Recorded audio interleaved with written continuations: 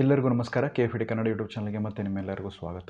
ಇಂದಿನ ಸಂಚಿಕೆಯಲ್ಲಿ ನಾವು ಮಾತಾಡುವಂಥ ವಿಚಾರ ಏನು ಅಂತಂದರೆ, ಈ 75, 15 ಮತ್ತು 10% ರೂಲ್ ಬಗ್ಗೆ ಮಾತಾಡೋದಕ್ಕೆ ಮುಂದಾಗ್ತಾ ಇದ್ದೇನೆ. ಅದಕ್ಕಿಂತ ಮುಂಚೆ ನಮ್ಮ KFD ಕನ್ನಡ ಯೂಟ್ಯೂಬ್ ಚಾನಲ್ನ ಮೊದಲ ಬಾರಿಗೆ ನೀವು ನೋಡ್ತಾ ಇದ್ದೀರಾ ಅಂದರೆ, ನಮ್ಮ ಯೂಟ್ಯೂಬ್ ಚಾನಲ್ನ ಸಬ್ಸ್ಕ್ರೈಬ್ ಮಾಡಿ, ಪಕ್ಕದಲ್ಲಿರುವಂಥ ಬೆಲ್ ಐಕಾನನ್ನು ಒತ್ತಿ.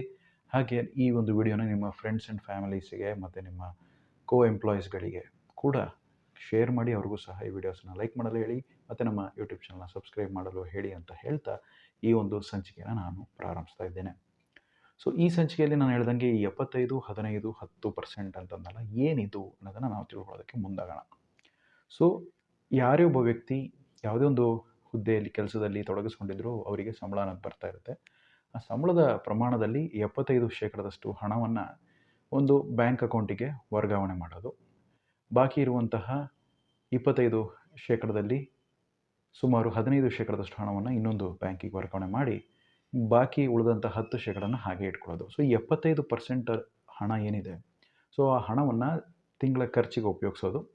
15% ಹಣ ಏನಿದೆ ಅದನ್ನು ಇನ್ವೆಸ್ಟ್ಮೆಂಟಿಗೆ ಹಾಕುವಂಥ ಒಂದು ವಿಷಯ, ಮತ್ತು 10% ಹಣವನ್ನು ಉಳಿತಾಯದಕ್ಕೆ ಉಪಯೋಗಿಸೋದು ಅನ್ನೋಂಥ ಒಂದು ವಿಷಯ. ಈಗ ಉದಾಹರಣೆಗೆ ಒಬ್ರಿಗೆ 10,000 ರೂಪಾಯಿ ಸಂಬಳ ಬರ್ತಾ ಇದೆ ಅಂದರೆ 7,500 ರೂಪಾಯಿ ಖರ್ಚಿಗೆ, ಹಾಗೆ 1,500 ರೂಪಾಯಿ ಇನ್ವೆಸ್ಟ್ಮೆಂಟಿಗೆ, ಮತ್ತು 1,000 ರೂಪಾಯಿ ಸೇವಿಂಗ್ಸಿಗೆ ಅನ್ನೋಂಥ ವಿಷಯ, ಉಳಿತಾಯಕ್ಕೆ ಅಂತ.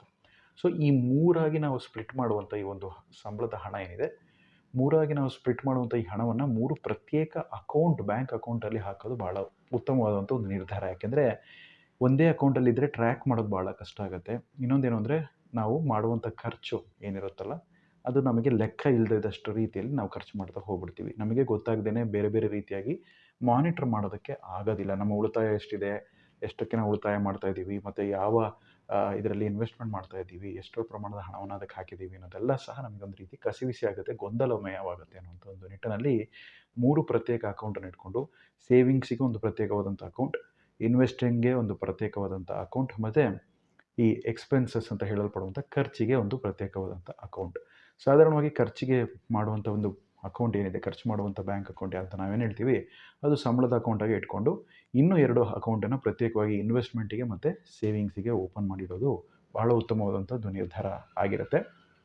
ಮತ್ತು ಈ 2 ಅಕೌಂಟ್ಗಳಲ್ಲಿ ಏನು ಅಂತಂದರೆ, ಈ ಸೇವಿಂಗ್ಸ್ ಅಕೌಂಟಲ್ಲಿ ಆಟೋಮೆಟಿಕ್ಕಾಗಿ ನಿಮ್ಮ ಒಂದು ಸಂಬಳ ಹಣ ಏನು ಬರುತ್ತೋ, ಈ ಎಕ್ಸ್ಪೆನ್ಸ್ ಅಕೌಂಟಲ್ಲಿ ಹೇಗೆ ಬಂದು ಬೀಳುತ್ತೋ ಆ ಅಕೌಂಟಿಂದ ತಿಂಗಳಿಗೆ ಒಂದು 10% ಹಣವನ್ನು ಈ ಸೇವಿಂಗ್ಸ್ ಅಕೌಂಟಿಗೆ ಟ್ರಾನ್ಸ್ಫರ್ ಮಾಡಬೇಕು ಸಂಬಳ ಬಂದ ದಿನವೇ, ಮತ್ತು ಇನ್ನೊಂದು 15% ಈ ಇನ್ವೆಸ್ಟ್ಮೆಂಟ್ ಅಕೌಂಟಿಗೆ ಟ್ರಾನ್ಸ್ಫರ್ ಮಾಡುವಂಥ ಒಂದು ವಿಷಯದಲ್ಲಿ ಮುಂದಾಗಿರಬೇಕು ಅನ್ನೋಂಥ ವಿಚಾರ.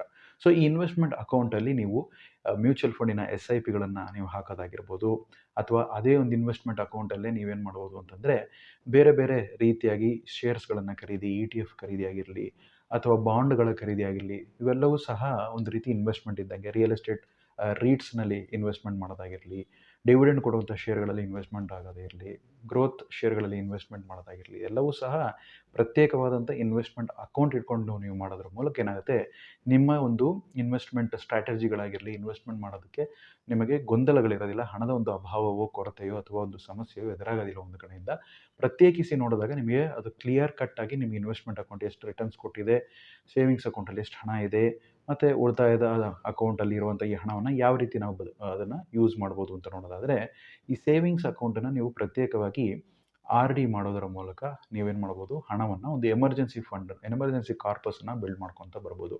ಸಂಬಳದ ಹಣ ಆ ಒಂದು ಸೇವಿಂಗ್ಸ್ ಅಕೌಂಟಲ್ಲಿ ಬಂದು ಬಿದ್ದ ತಕ್ಷಣವೇ ನೀವೇನು ಮಾಡ್ಬೋದು, ಆ ಒಂದು ಹಣವನ್ನು ನೀವು RDಯಲ್ಲಿ ಅದನ್ನು ಆಟೋಮೆಟಿಕ್ಕಾಗಿ ಡಿಡಕ್ಟ್ ಆಗುವ ರೀತಿಯಲ್ಲಿ ತಿಂಗಳಿಗೆ ಇಂತಿಷ್ಟು ಅಂಥೇಳಿ ಮಾಡೋದು ಉತ್ತಮವಾದಂಥ ಒಂದು ನಿರ್ಧಾರ ಆಗಿರುತ್ತೆ. ಯಾಕಂದರೆ RDಯಲ್ಲಿ ನಿಮಗೆ ಬಡ್ಡಿ ಜಾಸ್ತಿ ಸಿಗುತ್ತೆ, ಸೇವಿಂಗ್ಸ್ ಅಕೌಂಟಲ್ಲಿ ಹಾಗೆ ಇಟ್ಟರೆ ಬಡ್ಡಿ ಕಡಿಮೆ ಇರುತ್ತೆ, RDಗೆ ಬಡ್ಡಿಗೆ ಕಂಪೇರ್ ಮಾಡಿ ನೋಡ್ಬೇಕಾದ್ರೆ. ಸೊ ಹಾಗಿರ್ಬೇಕಾದ್ರೆ ಮಿನಿಮಮ್ ಬ್ಯಾಲೆನ್ಸ್ ಅನ್ನೋದನ್ನು ಸೇವಿಂಗ್ಸ್ ಅಕೌಂಟಲ್ಲಿ ಹಾಗೆ ಇಟ್ಟು, ಇನ್ನು ಬಾಕಿ ಇರುವಂಥ ಹಣ ಏನಿದೆ ಆ ಹಣವನ್ನು ಈ RDಯಲ್ಲಿ ತೊಡಗಿಸ್ಕೊಳ್ಳೋದು ಉತ್ತಮವಾದಂಥ ಒಂದು ನಿರ್ಧಾರ ಆಗಿರುತ್ತೆ.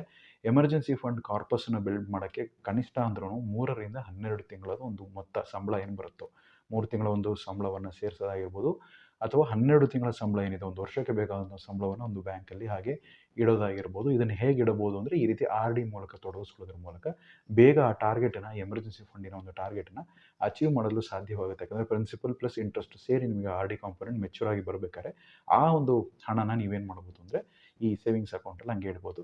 ಸೊ ಈ ಸೇವಿಂಗ್ಸ್ ಅಕೌಂಟಲ್ಲಿ ನೀವು ಹೈ ಇಂಟ್ರೆಸ್ಟ್ ಕೊಡುವಂತಹ ಸೇವಿಂಗ್ಸ್ ಅಕೌಂಟ್ಸ್ಗಳು ನಮಗೆ ಲಭ್ಯ ಇದೆ. ಆ ರೀತಿ ಅತ್ಯಧಿಕವಾದಂತಹ ಸೇವಿಂಗ್ಸ್ ಇಂಟ್ರೆಸ್ಟ್ ಅಕೌಂಟ್ ಯಾವುದೇ ಸೇವಿಂಗ್ಸ್ ಅಕೌಂಟಲ್ಲಿ ಇಂಟ್ರೆಸ್ಟ್ ಕೊಡುವಂಥ ಅಕೌಂಟಲ್ಲಿ ಈ ಎಮರ್ಜೆನ್ಸಿ ಫಂಡನ್ನು ನೀವು ಬಿಲ್ಡ್ ಮಾಡ್ಕೊತ ಹೋಗ್ರಿ. ಮತ್ತು ಅದೇ ಅಕೌಂಟಲ್ಲೇ ನೀವು ಆರ್ ಡಿನೂ ಕ್ರಿಯೇಟ್ ಮಾಡ್ಕೊಳ್ಳೋದ್ರ ಮೂಲಕ ನಿಮಗೆ ಕನ್ಸಿಸ್ಟೆಂಟಾಗಿ ಆ ಕಾರ್ಪಸ್ ಬಿಲ್ಡ್ ಆಗ್ತಾ ಹೋಗುತ್ತೆ, ಪ್ಲಸ್ ಅದು ಬಡ್ಡಿಗೂ ಸಹ ನಿಮಗೆ ಸಿಗ್ತಾ ಹೋಗುತ್ತೆ ಅನ್ನುವಂಥದ್ದು ಒಂದು. ಇನ್ನೊಂದು ಪ್ರಕಾರದಲ್ಲಿ ನಾವು ನೋಡೋದಾದರೆ ಈ ಒಂದು ಇನ್ವೆಸ್ಟ್ಮೆಂಟ್ ಅಕೌಂಟ್ ಅಂತ ನಾನು ಏನು ಹೇಳ್ತಿದ್ದೆ, ಈ ಇನ್ವೆಸ್ಟ್ಮೆಂಟ್ ಅಕೌಂಟಲ್ಲಿ ನಿಮಗೆ ಕಾಂಪೌಂಡಿಂಗ್ ಎಫೆಕ್ಟ್ ಇರುತ್ತೆ. ಯಾಕೆಂದರೆ ಆರ್ ಡಿಲೂ ನಿಮಗೆ ಕಾಂಪೌಂಡಿಂಗ್ ಎಫೆಕ್ಟ್ ಬರುತ್ತೆ ದೀರ್ಘಾವಧಿಯಲ್ಲಿ, ಇನ್ವೆಸ್ಟ್ಮೆಂಟಲ್ಲೂ ಸಹ ನಿಮಗೆ ಕಾಂಪೌಂಡಿಂಗ್ ಎಫೆಕ್ಟ್ ಹೇಗೆ ಬರುತ್ತೆ ಅಂದರೆ ಆಟೋ ಸಿಪ್ ಮಾಡ್ತೀರಾ, SIPನ ನೀವು ಮ್ಯೂಚುವಲ್ ಫಂಡಿಂದ ಮಾಡೋದ್ರ ಮೂಲಕ ಮ್ಯೂಚುವಲ್ ಫಂಡಲ್ಲೂ ಸಹ ನಿಮಗೆ ಕಾಂಟ್ರಿಬ್ಯೂಷನ್ ಹಾಕ್ತಾ ಹೋಗೋದ್ರಿಂದ ನಿಮಗೆ ಆಟೋಮೆಟಿಕ್ಕಾಗಿ ಇನ್ವೆಸ್ಟ್ಮೆಂಟ್ ಅಕೌಂಟನ್ನು ಸಹ ಬಳಸ್ಕೊಳ್ಳೋದ್ರಿಂದ ಅದು ಕಾಂಪೌಂಡಿಂಗ್ ಎಫೆಕ್ಟ್ ಮೂಲಕ ಅಕೌಂಟಿನ ಮೂಲಕ ನಿಮಗೆ ಜಾಸ್ತಿಯಾಗಿ ಹಣ ಗಳಿಸ್ತಾ ಹೋಗುತ್ತೆ ಅನ್ನುವಂಥ ವಿಷಯ. ನಿಮಗೆ ಒಂದು ವೇಳೆ ಕೆಲಸದಲ್ಲಿ ಬೋನಸ್ ಬರುತ್ತೆ ಅಂತಂದಲ್ಲಿ ಬೋನಸ್ ಬಂದಿದ್ದ ಹಣವನ್ನು ಡೈರೆಕ್ಟಾಗಿ ನೀವು ಇನ್ವೆಸ್ಟ್ಮೆಂಟ್ ಅಕೌಂಟಿಗೆ ಹಾಕ್ಕೊಳ್ತಾ ಹೋಗ್ಬೋದು. ಒಂದು ವೇಳೆ ನಿಮ್ಮ ಬಳಿ ಸಾಧ್ಯವಾದಷ್ಟು ಪ್ರಮಾಣದಲ್ಲಿ ಎಮರ್ಜೆನ್ಸಿ ಫಂಡ್ ಇನ್ನೂ ರೆಡಿ ಆಗಲಿಲ್ಲ, ಆ ಒಂದು ಗೋಲನ್ನು ಅಚೀವ್ ಮಾಡೋಕ್ಕೆ ಇನ್ನೂ ತುಂಬ ಟೈಮ್ ಇದೆ ಅಂದಾಗ, ಆ ಒಂದು ಸಂದರ್ಭದಲ್ಲಿ ಬೋನಸ್ ಅಮೌಂಟ್ ಬಂತು ಅಂತಂದಲ್ಲಿ ಆ ಒಂದು ಬೋನಸ್ ಅಮೌಂಟನ್ನು ನೀವು ಈ ಸೇವಿಂಗ್ಸ್ ಅಕೌಂಟಿಗೆ ವರ್ಗಾವಣೆ ಮಾಡಿ ಅದರ ಮೂಲಕ ನಿಮ್ಮ ಎಮರ್ಜೆನ್ಸಿ ಫಂಡ್ ಅನ್ನುವಂಥ ಕಾರ್ಪಸ್ ಏನಿದೆ ಅದನ್ನು ಇನ್ನೂ ಸ್ವಲ್ಪ ಬೇಗನೆ ಅಚೀವ್ ಮಾಡ್ಕೊತ ಹೋಗ್ಬೋದು ಆ ಒಂದು ಟಾರ್ಗೆಟ್ನ ಅನ್ನೋಂಥ ಒಂದು ವಿಷಯ. ಸೊ ಇದೇ ಈ 75, 15 ಮತ್ತು 10 ಇರುವಂಥ ಒಂದು ರೂಲ್ ಆಗಿದೆ. ಈ 75, 15, 10 ಅನ್ನುವುದು 3 ಪ್ರತ್ಯೇಕ ಬ್ಯಾಂಕ್ ಅಕೌಂಟಿನ ಮೂಲಕ ನೀವು ಮ್ಯಾನೇಜ್ ಮಾಡೋದರ ಮೂಲಕ ಏನಾಗುತ್ತೆ ಅಂದರೆ ಇಂಡಿಪೆಂಡೆಂಟಾಗಿ ಅಂದರೆ ಪ್ರತ್ಯೇಕವಾಗಿ ಈ ಒಂದು ಅಕೌಂಟ್ಸ್ಗಳನ್ನೆಲ್ಲ ಇಡೋದ್ರಿಂದ ನಿಮಗೆ ಕ್ಯಾಲ್ಕುಲೇಷನ್ ಮಾಡಬೇಕಾದ್ರೆ ಅಥವಾ ನೀವು ಟ್ರ್ಯಾಕ್ ಮಾಡಬೇಕಾದ್ರೆ ಎಲ್ಲೆಲ್ಲಿ ಹಣಗಳನ್ನು ನೀವು ಇನ್ವೆಸ್ಟ್ ಮಾಡ್ತಿದ್ದೀರಾ, ಸೇವ್ ಮಾಡ್ತಿದ್ದೀರಾ ಅನ್ನೋದು ಬಹಳ ಸುಲಭವಾಗ್ತಾ ಹೋಗುತ್ತೆ. ಅದೇ ಒಂದೇ ಅಕೌಂಟ್ ಇಟ್ಕೊಂಡು ನೀವು ಮಾಡೋದಾದ್ರೆ ತುಂಬ ತಲೆಬಿಸಿ ಜಾಸ್ತಿ ಆಗುತ್ತೆ. ಯಾಕಂದರೆ ಎಕ್ಸ್ಪೆನ್ಸಸ್ಸು ನೀವು ನೋಡ್ತೀರಾ, ಈ ಕಡೆ ಇನ್ವೆಸ್ಟ್ಮೆಂಟ್ ಆ ಕಡೆ ಮಾಡಬೇಕು, ಈ ಕಡೆ ಎಮರ್ಜೆನ್ಸಿ ಫಂಡ್ ನೋಡಬೇಕು ಅಂದಾಗ ನಿಮಗೆ ಕನ್ಫ್ಯೂಷನ್ ಆಗುವಂಥ ಸಾಧ್ಯತೆ ಇರುತ್ತೆ. ಅದರಿಂದ ಈ ಒಂದು ರೂಲನ್ನು ನೀವು ಫಾಲೋ ಮಾಡಿ ನಿಮ್ಮ ಒಂದು ಹಣಕಾಸಿನ ಸ್ವಾತಂತ್ರ್ಯ ಅಂತ ನಾವೇನು ಕರಿತೀವಿ, ಆರ್ಥಿಕ ಸ್ವಾತಂತ್ರ್ಯ ಅಂತ ಹೇಳಿ, ಫೈರ್ ಅನ್ನುವಂಥ ವಿಧಾನ, ಫೈನಾನ್ಷಿಯಲ್ ಇಂಡಿಪೆಂಡೆನ್ಸ್ ಮತ್ತು ರಿಟೈರ್ಡ್ ಅರ್ಲಿ ಅನ್ನುವಂಥ ಒಂದು ಇದರಲ್ಲಿ ಈ ಒಂದು ಹೆಜ್ಜೆನ ಮುಂದೆ ಇಡೋದಕ್ಕೆ ನೀವು ಉತ್ಸುಕರಾಗಿ ಇದರ ಒಂದು ಇನ್ವೆಸ್ಟ್ಮೆಂಟ್ಸನ್ನು ಮತ್ತು ಸೇವಿಂಗ್ಸನ್ನು ಡೈವರ್ಸಿಫೈ ಮಾಡೋದಕ್ಕೆ ಅನುಕೂಲ ಆಗ್ತಾ ಹೋಗುತ್ತೆ. ಮತ್ತು ಪ್ರತ್ಯೇಕಿಸಿ ಸಹ ಅಕೌಂಟ್ ಇರೋದ್ರಿಂದ ನಿಮಗೆ ಅದು ತುಂಬ ಸುಲಭವಾಗಿ ಟ್ರ್ಯಾಕ್ ಮಾಡಲು ಸಹ ಸಹಾಯವಾಗಲಿದೆ ನಿಮಗೂ ಸಹ. ಮುಂಬರುವಂಥ ದಿನಗಳಲ್ಲಿ ಇದನ್ನು ನೀವು ಪ್ರತ್ಯೇಕವಾಗಿ ಒಂದು ನೋಟ್ಬುಕ್ಕನ್ನು ಮೇಂಟೈನ್ ಮಾಡಿಕೊಂಡು ಇನ್ವೆಸ್ಟ್ಮೆಂಟ್ ಅಕೌಂಟಲ್ಲಿ ಎಷ್ಟು ನೀವು ಡೆಪಾಸಿಟ್ ಮಾಡಿರ್ತೀರಾ ಮತ್ತು ಸೇವಿಂಗ್ಸ್ ಅಕೌಂಟಲ್ಲಿ ಎಷ್ಟು ಡೆಪಾಸಿಟ್ ಮಾಡಿರ್ತೀರಾ, ಎಷ್ಟು ಹಣವನ್ನು ನೀವು ಇಲ್ಲಿ ಎಕ್ಸ್ಪೆನ್ಸಸ್ಸನ್ನು ಹೇಗೆ ನೀವು ಕಮ್ಮಿ ಮಾಡ್ಬೋದು, ಬಡ್ಜೆಟಿಂಗ್ ಮೂಲಕ ಯಾವ ರೀತಿ ಎಕ್ಸ್ಪೆನ್ಸಸ್ ಎಲ್ಲ ಕಡಿಮೆ ಮಾಡ್ಬೋದು, ಕಡಿಮೆ ಮಾಡಿದಂಥ ಒಂದು ಹಣ ಏನಿದೆ ಎಕ್ಸ್ಪೆನ್ಸಸ್ಸನ್ನು ನೀವು ಕಮ್ಮಿ ಮಾಡಿದಾಗ ಉಳಿತಾಯ ಜಾಸ್ತಿ ಆಗುತ್ತೆ. ಆ ಹಣವನ್ನು ಹೇಗೆ ನೀವು ಇನ್ವೆಸ್ಟ್ಮೆಂಟ್ ಮತ್ತು ಸೇವಿಂಗ್ಸ್ ಅಕೌಂಟಿಗೆ ವರ್ಗಾವಣೆ ಮಾಡೋದು ಅನ್ನುವಂಥ ನಿಟ್ಟಿನಲ್ಲಿ ನೀವು ಮುಂದಾಲೋಚನೆ ಮಾಡ್ತೀರಾ. ಸಡನ್ನಾಗಿ ಈ ರೀತಿ ಬೇರೆ ಅಕೌಂಟ್ ನೀವು ಇಡೋದ್ರಿಂದ ನೀವು ಪ್ರತ್ಯೇಕವಾಗಿ ಆ ಇನ್ವೆಸ್ಟ್ಮೆಂಟ್ ಅಕೌಂಟಲ್ಲೋ ಅಥವಾ ಸೇವಿಂಗ್ಸ್ ಅಕೌಂಟಲ್ಲೋ ದುಡ್ಡು ತೆಗೆಯೋದಕ್ಕೆ 1ಕ್ಕೆ 10 ಬಾರಿ ಯೋಚನೆ ಮಾಡ್ತೀರಾ.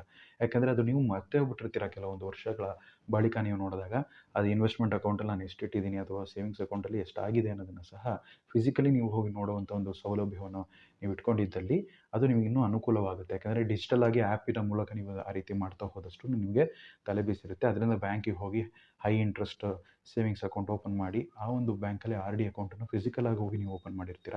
ಅದಕ್ಕೆ ಸೂಕ್ತವಾಗಿ ನಿಮ್ಮ ಒಂದು ಈ ಅಕೌಂಟಿಂದ, ಸ್ಯಾಲರಿ ಅಕೌಂಟಿಂದ ಕಾಂಟ್ರಿಬ್ಯೂಷನ್ಸನ್ನ ಮಾಡ್ತಾ ಹೋಗ್ತೀರಾ.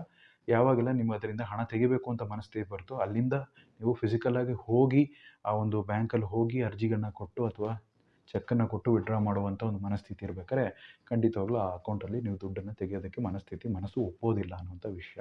ಸೊ ಆದ್ದರಿಂದ ಸಾಧ್ಯವಾದಷ್ಟು ಡಿಜಿಟಲಿ ಈ ಅಕೌಂಟನ್ನು ಲಿಂಕ್ ಮಾಡದೇ ಫಿಸಿಕಲ್ ಆದಂಥ ಅಕೌಂಟ್ಸ್ ಆಗಿ ಇದನ್ನು ಮೇಂಟೈನ್ ಮಾಡಿ ಆ ಒಂದು ಸೌಲಭ್ಯವನ್ನು ಇಟ್ಕೊಳ್ಳಿ. ಅದೇ ರೀತಿ ಅದರ ಆ ಒಂದು ಅಕೌಂಟಲ್ಲಿ ನೀವೇನೆಂದರೆ ATM ಕಾರ್ಡನ್ನು ತೊಗೊಬೇಡಿ, ಯಾವುದು ಈ ಸೇವಿಂಗ್ಸ್ ಅಕೌಂಟಲ್ಲಿ. ಯಾಕಂದರೆ ATM ಕಾರ್ಡ್ ತೊಗೊಂಡ್ರಿಂದ ಮತ್ತೆ ನೀವು ATM ಹೋಗಿ ವಿಡ್ರಾ ಮಾಡ್ತೀರಾ. ಅದರಿಂದ ಅದು ಆದಷ್ಟು ನಿಮಗೆ ರಿಜಿಡಾಗೇ ಇರಲಿ, ಫಿಸಿಕಲಾಗೇ ಇರಲಿ ಆ ಸೇವಿಂಗ್ಸ್ ಅಕೌಂಟು. ಅದೇ ರೀತಿ ಈ ಒಂದು ಇನ್ವೆಸ್ಟ್ಮೆಂಟ್ ಅಕೌಂಟನ್ನು ಬೇಕಾದ್ರೆ ನೀವು ಡಿಜಿಟಲ್ ಆಗಿ ಇಟ್ಕೊಳ್ಳಿ. ಯಾಕಂದರೆ ಟ್ರಾನ್ಸಾಕ್ಷನ್ಸ್ ಎಲ್ಲ ನಾವು ಇನ್ವೆಸ್ಟ್ಮೆಂಟ್ ಅಕೌಂಟಲ್ಲಿ ಮಾಡಬೇಕಾಗುತ್ತೆ ಡಿಜಿಟಲ್ ಆಗಿ ಅನ್ನೋದರಿಂದ. ಸೊ ಈ ರೀತಿಯಾದಂಥ ಒಂದು ನಿಟ್ಟಿನಲ್ಲಿ ನೀವು ಎಮರ್ಜೆನ್ಸಿ ಫಂಡನ್ನು ಬೇಗ ಡೆವಲಪ್ ಮಾಡ್ಕೊತ ಹೋಗ್ತೀರಾ. ಅದು ನಿಮಗೆ ಆಪತ್ಕಾಲಕ್ಕೆ ಸಹಾಯವಾಗಲಿದೆ ಅಂತ ಹೇಳ್ತಾ ಮುಂದಿನ ಸಂಚಿಕೆಯಲ್ಲಿ ಇನ್ನೊಂದು ಸ್ವಾರಸ್ಯಕರವಾದಂಥ ವಿಷಯದೊಂದಿಗೆ ಮತ್ತೆ ನಿಮ್ಮ ಭೇಟಿ. ತಪ್ಪದೆ ನಮ್ಮ ಯೂಟ್ಯೂಬ್ ಚಾನಲ್ ಆದಂತಹ KFE Tech ಕನ್ನಡ ಯೂಟ್ಯೂಬ್ ಚಾನಲ್ನ ಸಬ್ಸ್ಕ್ರೈಬ್ ಮಾಡಿ ಅಂತ ಹೇಳ್ತಾ ಧನ್ಯವಾದಗಳೊಂದಿಗೆ ನಿಮ್ಮ ಸಂದೇಶ.